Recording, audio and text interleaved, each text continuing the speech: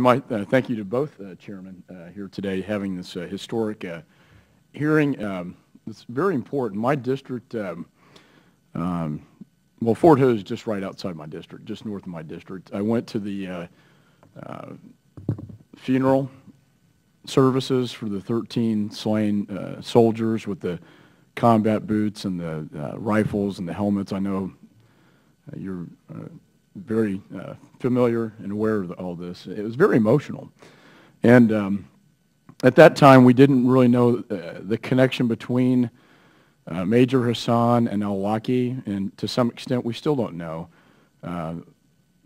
how much of a connection there really was. I do recall asking soldiers who were wounded, who I thought were the best evidence, what did he say as he shot you? And they said, Allahu Akbar. Over and over, he screamed it.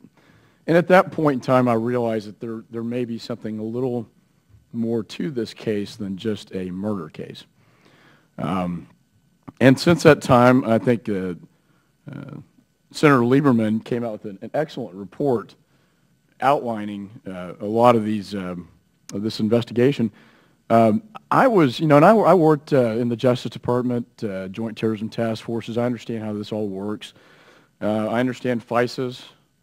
But when it came to my attention that the JTTF in San Diego had information that Major Hassan at a military base just north of my district was communicating with Anwar al-Awlaki, perhaps the greatest terrorist threat while he was alive, over the internet, and the idea that that information was not shared with Fort Hood. And I asked General Cohen at the ceremony, I said, wouldn't you like to have known more about this guy? Or just a heads up that you may want to take a look at this guy.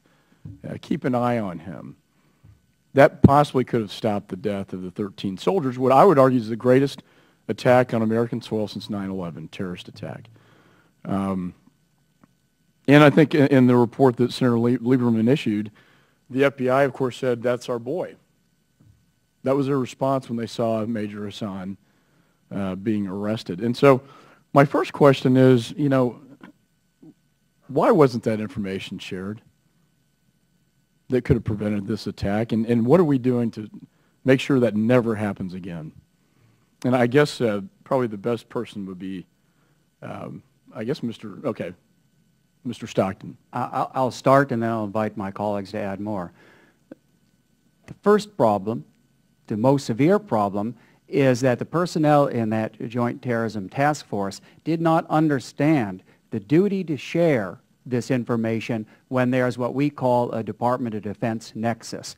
Our installation commander at Fort Hood needed to know the information that the JTTFs had, and the JTTF needed to understand that they have a duty to share that with us. Second, we didn't have the kind of personnel around the nation from the Department of Defense in Joint Terrorism Task Forces to make it stick, to build the habitual relationships, to build the practices of sharing that would ensure that, again, the base commander was getting the information needed. And then finally, we need to ensure that it's not happening by onesies and twosies, that institution to institution, we get information from the FBI that is widely distributed on a regular basis throughout the Department of Defense, so our installation commanders in all of the armed services are getting what they need in a timely and effective fashion. Well, I hope we fixed it. We can't change what happened in the past, but I sure hope that we fixed that problem. And the way this guy was kicked, the can kicked down the road. No one wanted to deal with it. Chairman King always talks about political correctness, and this was political correctness gone just awry. And time after time, flags coming up about he's defending bin Laden, he's proselytizing, and nobody wants to deal with it. Is the military changing its strategy in dealing with people that they can perceive to be radicalizing within our military at our bases? Sir, as I've reiterated a lot this morning, our behavioral indicators capture all the key indicators that we believe would indicate someone is going down the path of radicalization. And And to answer your question further about the information sharing between the department, the services, and the FBI, I would be glad to share specific examples with you in the closed hearing about how that process now works much more effectively. And you may not be able to answer this question. Perhaps it is more appropriate in the closed hearing. But Time of the gentleman has expired. I would like to know about the There's one connection question. between Al-Awlaki and Mr. Hassan, because there is one.